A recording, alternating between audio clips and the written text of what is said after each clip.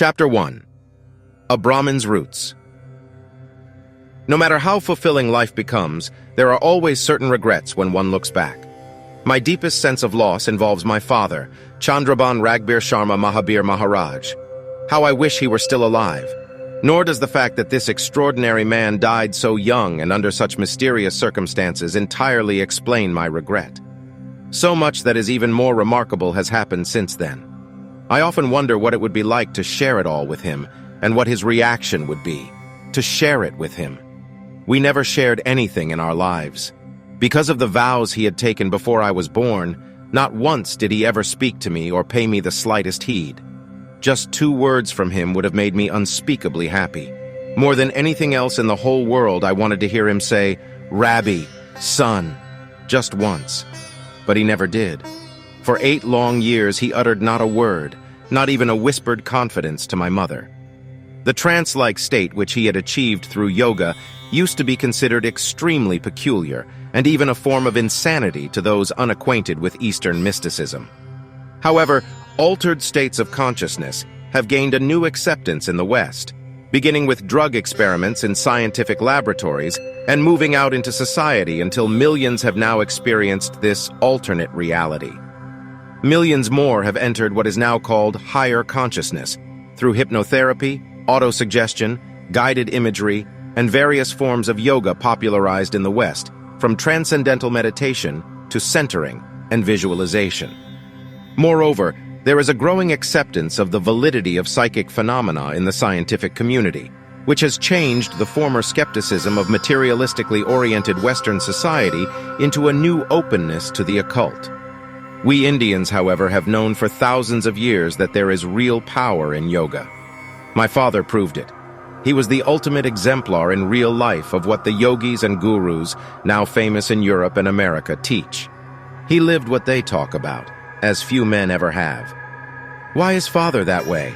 I would ask my mother when I was still too young to understand.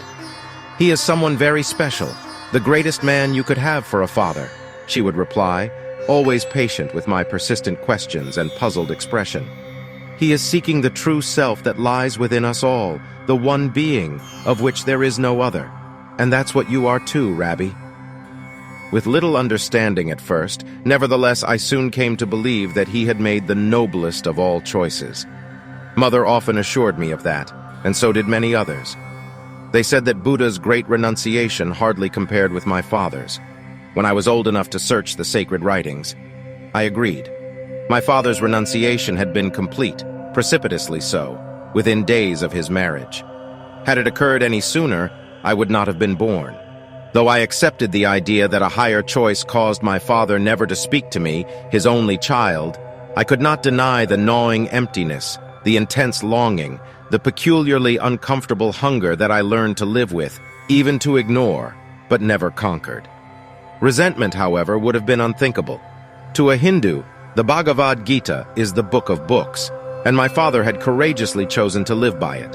How could I, with the religious training my mother had given me, be resentful of that? But I still felt the longing for his companionship. No one, not even my mother, ever knew exactly the vows he had taken. They could only be surmised from the unusual style of life he suddenly adopted. Sitting in lotus position, toes of both feet turned up on top of the knees, on the board that he also used for a bed, he passed his days in meditation and the reading of the sacred scripture, nothing else. Mantras are a necessity for meditation. The vibrations they create are the chief way of attracting the deities, and without the aid of these spirit beings, there is no real benefit to the meditator. But my father was beyond the use of mantras. We all considered him to be in direct communion with Brahman. So completely had he turned within to realize the true self that he never acknowledged any human presence, although admirers came from miles around to worship him and to lay before him their offerings of fruit and flowers, cotton cloth, and money. No one ever aroused a response from him. He seemed to be in another world. Years later, I would achieve a meditation deep enough to visit the secret universe of strange planets and ascended masters, where my father apparently passed his time. To my disappointment, I never found him there. But I'm getting ahead of the story. Such accomplishments do not come easily, nor are they explained easily to those who have experienced the universe only through the restrictive filter of the five senses. We must begin our journey slowly. The first step is to lay aside the prejudice of many years, especially the irrational insistence that anything we can't understand or detect with the crude instruments of today's technology cannot be real. Even what we think we know lies outside those limits. For who understands what life is, or energy, or even light? And what instrument can measure love? Even as a small boy, a fierce pride stirred within me whenever I heard my father praised, which was often indeed. With awe and respect, religious Hindus spoke of him as one who had the courage and conviction to tread higher and mysterious paths. In the opinion of many, including the greatest pundit I ever knew, Father was an avatar. I heard that word for years before I really understood what it meant. How good it sounded, and so very special. I knew that I was special too, because he was my father. One day I would be a great yogi too. This was a little understood intuition at first, but it became a conviction that deepened with the passing years. Never in my wildest dreams, however, could I have imagined the surprises that awaited me. There is so much that I wish now could be shared with my father, but he is gone. How often I stood in front of this extraordinary man, staring into his eyes until I became lost in their fathomless depths. It was like falling through space, reaching out to grab something, calling for someone, but meeting only silence and emptiness. I knew then that he had found the bliss that Lord Krishna offered to Arjuna. He looked so peaceful, sitting motionless, his breath moving in and out slowly, rhythmically, hair and beard, uncut in all those years, grown down to his waist. At such times I felt myself to be in the presence of a god. We would move the god figures on the family altar tenderly, unwrapping them from the soft cloth, then covering them again, bathing them, clothing them with great care and reverence. It was like that with my father, too. Like the gods in the prayer room, he did nothing physically for himself. He was a god to be taken care of, washed and fed and changed for 8 years. My father had followed Lord Krishna's instructions about giving up all attachments to position, to desires, to the physical realm. No wonder people marveled and came from far and near to worship him. It was often said in solemn, reverent tones that surely he had already achieved moksha, escaping the wheel of reincarnation. There would be no more births into this world of death for him, only the eternal bliss of nirvana. He had entered that highest path, and I knew we would never meet again even before his mysterious death took us all by surprise. "Vishnu say he going go have an ambulance take him to the sanatorium." I was standing outside eating a fresh mango I had just plucked, when the words drifted on the still morning air through an open window. The voice was Fuwa Mohani's, my father's elder sister and his most ardent disciple. She was inside helping my mother wash my father, whom she loved and worshipped with a passion. Vishnu was one of her close relatives, a successful businessman who had no time for religion and only harsh words for my father. Forgotten, the mango slipped from my fingers. I edged closer to the window, holding my breath to hear better. The conversation, however, became muffled and indistinct amid rubbings and splashings. There was something about Vishnu insisting that my father would end this nonsense fast if people stopped treating him like a god. Incomprehensible words to my childish understanding, like shock treatments and psychiatrist, filtered through the window, with more talk about doctors and medicine. It left me becoming almost as hysterical as Mohani's. She was always so calm. Only something of the utmost gravity could so distress her. Under the scattered coconut palms, I ran down the familiar path toward the 2-room butt of mud walls and hard-packed dirt and cow dung floor, topped by corrugated tin roof that my mother's father, Lachman Singh, had allowed an old family friend, Gosin, to build on part of his sprawling property not far from the house he had given to my parents as a wedding present. The thin, wiry old man, his skin wrinkled and weathered like ancient parchment, was in his usual position, squatting on his haunches on the bare earth in the meager shade of a cashew tree in front of the low hut, dhoti skirt tucked up between his legs, arms on knees, chin cupped in both hands. "Why for you looking so sad, son of the great yogi?" Gosin asked, looking up at me with that wise expression that made it easy for me to believe that he was an ancient sage reincarnated and grown old once again. I knew this was why he spoke Hindi so well, but his English and even his Trinidadian dialect were very poor. "Why you think I so sad?" I responded defensively, falling easily into the Trinidadian village English that Gosine spoke. It had become second nature to me, in spite of my mother's efforts to insist upon proper grammar. It was hopeless trying to purge me of the vernacular spoken by all my friends in our country town. "You ain't look so happy." "I ain't sleep good last night, man. I feelin' like a dry-up old rag," said Gosine solemnly, his thick gray mustache bobbing up and down as he spoke.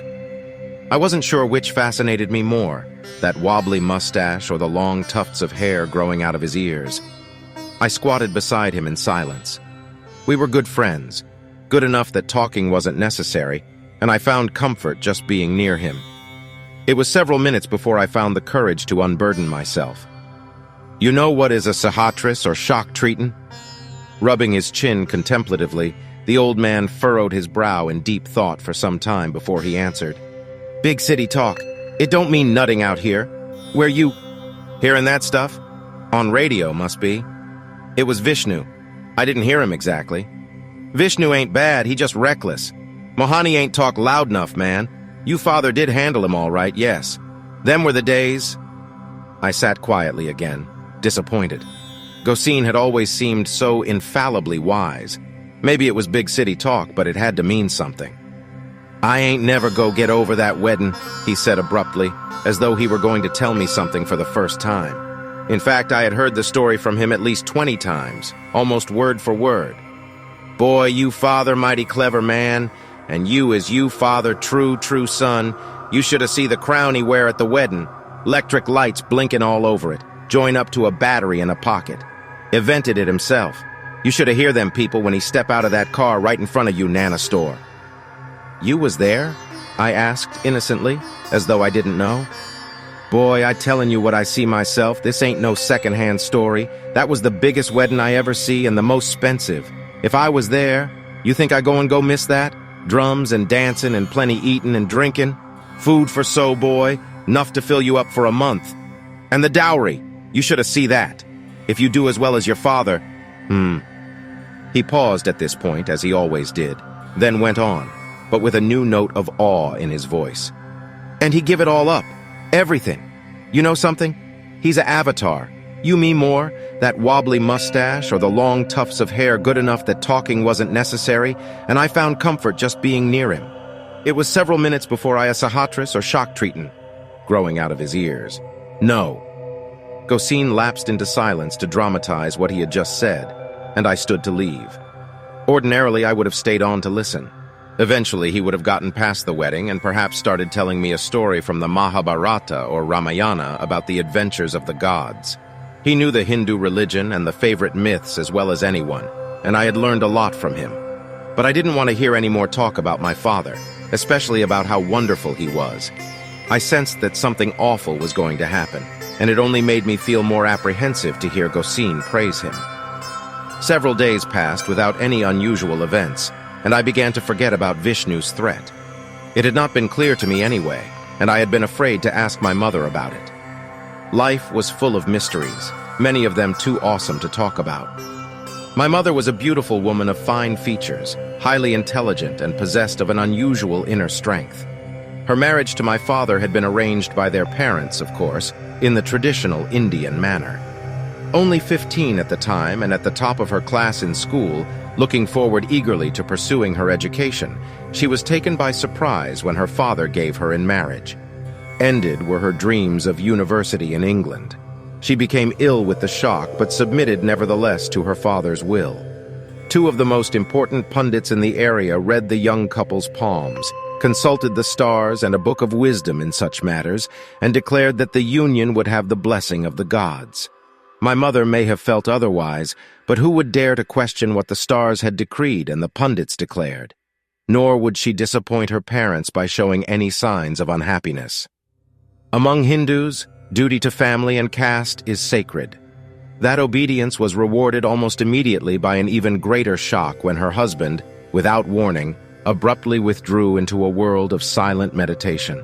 Even his eyes no longer communicated with those around him. I can scarcely imagine the consternation it must have created in my mother, a young bride of 15 and pregnant, to face her responsibilities, which now included caring for her husband as she would for a child born deaf, dumb, and blind. But she never complained, and as I grew older, I witnessed her tender care and steadfast loyalty to my father. She seemed blessed with a sympathetic understanding of the path he had chosen. Quiet, meditative, and deeply religious, she was not only father and mother to me, but also my first teacher in Hinduism. How well I remember those early lessons learned as a little child, sitting close beside her in the family prayer room in front of the altar with its numerous gods. The heavy scent of sandalwood paste freshly marked on the deities, the flickering Daya flame attracting my eyes like a magnet, and the solemn sound of softly repeated mantras created an aura of holy mystery that held me spellbound. From the many millions of Hindu gods, our family had chosen its favorite deities, and as a small child, even before I understood what they represented, I sensed and feared the power of the small figures standing on the altar and the pictures on the wall around which we hung the sacred beads. Those unblinking eyes of clay and wood and brass and stone and painted paper seemed to watch me when I was not watching. In some strange way, these impassive figures seemed more alive than I was, and possessed miraculous powers that held us all in awe. Our offerings and worship acknowledged this fearsome superiority. When the morning or evening puja was done, Mother and I would linger together after aunts. And uncles and cousins had returned to their worldly cares and duties. She would teach me diligently how to be, first of all, a Hindu steadfast in devotion to the gods and unfailing in my religious duties. All else was secondary. It was from her lips that I first understood that I, because of past karma, had been born into the highest caste. I was a Brahmin, a representative on earth of Brahmin, the one true reality. Indeed, I was Brahmin. It only remained for me to realize this, my true self. As though the more than 25 years since then were only 25 days, I can still hear her soft, clear voice quoting Lord Krishna from favorite passages in the Bhagavad Gita. Let the yogi constantly engage in yoga, remaining in a secret place by himself, with thought and self subdued, free from hope and greed. With thought and senses subdued, steady on his seat, he should practice yoga for the purification of the self, holding the body, head, and neck erect, immovable, steady, looking fixedly at the point of the nose, firm in the vow of the brahmacharya, the mind controlled, thinking on me, the yogi ever united thus with the self, goeth to peace, to the supreme bliss that abideth in me. Krishna was the master and originator of true yoga, as the Gita said, and my father was his truest disciple. With the swiftly passing years, this understanding deepened within me until I became a yogi myself. Following such instructions from my mother's lips, and guided by my father's perfect example, from the age of 5 I practiced meditation daily. Sitting in lotus position with my spine straight and my eyes staring unseeing at nothing, I imitated the one who by then seemed more like a god than a father to me. "You look so much like your father when you meditate," my mother would sometimes tell me quietly, with obvious pride in her voice. "You will be a great yogi too one day."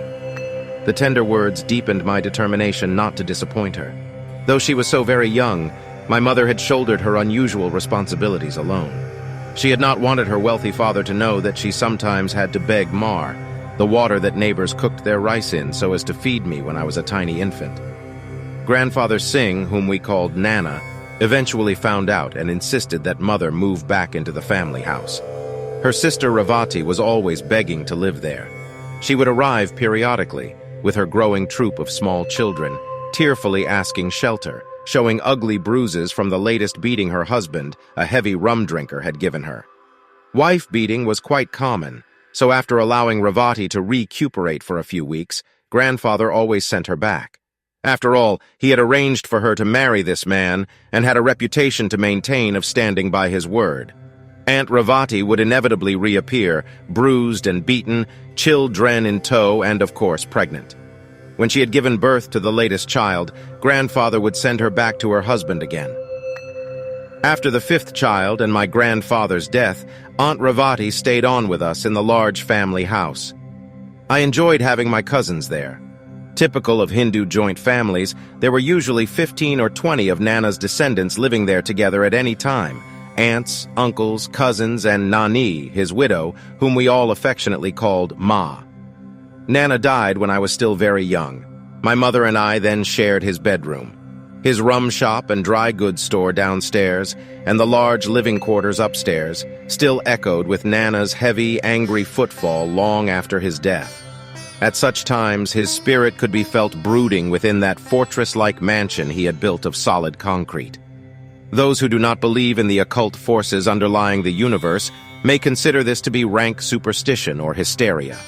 However, we heard his footsteps stomping back and forth in the attic, and often just outside our bedroom doors when we had retired for the night. Visitors, too, experienced these things. There was hardly a guest who spent the night with us who was not attacked physically by unseen hands or did not see sudden apparitions. Some relatives would never stay overnight again after one such experience. But those of us who called that house our home had no choice but to remain there.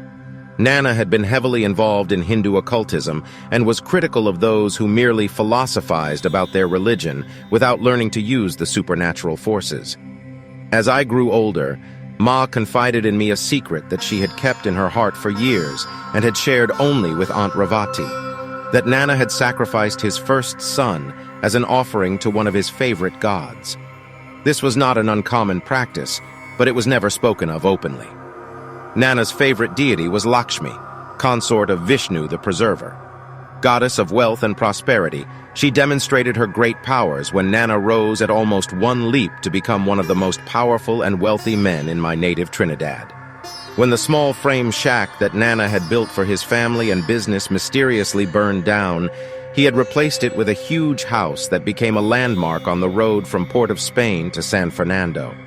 No one could guess where the money had suddenly come from, or where he had acquired the gold that he stacked in the large safe sunk into a thick concrete wall of the new house. Not many of the hundreds of thousands of emigrants from India and their descendants had been able to accumulate wealth so easily and so suddenly. We all believed that powerful gods had helped him. In turn, he had given his soul to them. Lakshman Singh Junction, where I lived, had been named after Nana. It lies on the main road south of Port of Spain. Among the large East Indian population in Trinidad, Nana was recognized as one of the Hindu leaders, a man who had mysterious supernatural powers that none could deny or cared to meddle with. It was common knowledge that spirits guarded the more than $1 million in gold coins that Nana had buried on one of his many properties. No one knew just where, at the beginning of World War II. Few would dare to defy the spirits by seeking that buried treasure, and there was not an Obeya man who had been able to learn the secret location using even his most potent sorceries. Those priceless gold coins, worth many times as much today, remain hidden still. Nana prized occult power even more highly than money.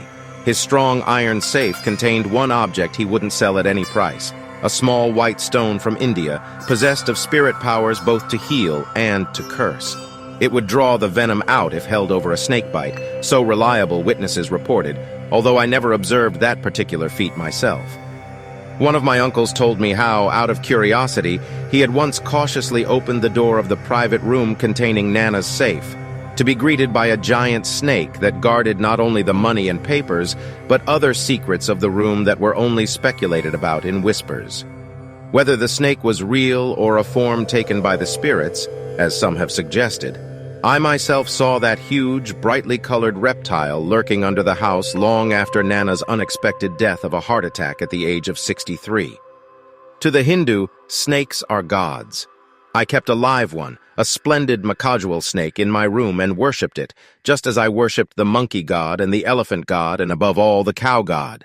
For me, God was everything and everything was God, except, of course, those unfortunate beings who had no caste. My world was filled with spirits and gods and occult powers, and my obligation from childhood was to give each its due. This was the culture that bred my father. He had perfectly followed in the footsteps of Krishna and the other great yogis who had gone before, and my mother taught me that I must do the same. That was something I never doubted. Father had set an example, achieved wide acclaim, and earned the worship of many, and it was inevitable that upon his death his mantle would fall upon me. I had never imagined, however, that I would still be so young when this fateful day ordained of the gods would overtake me.